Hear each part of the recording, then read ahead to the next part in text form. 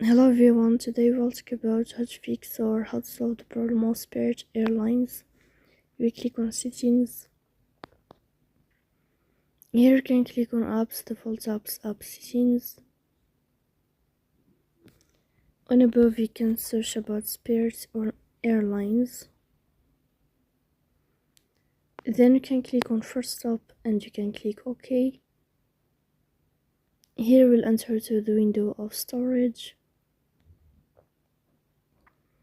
Then you can click on clear cache.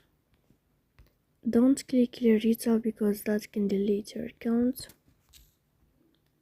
In the end, you can turn off your phone and you can wait a moment to turn on your phone again to fix that problem. So please don't forget to support us by like and subscribe. See you next time in another video, and thank you for watching.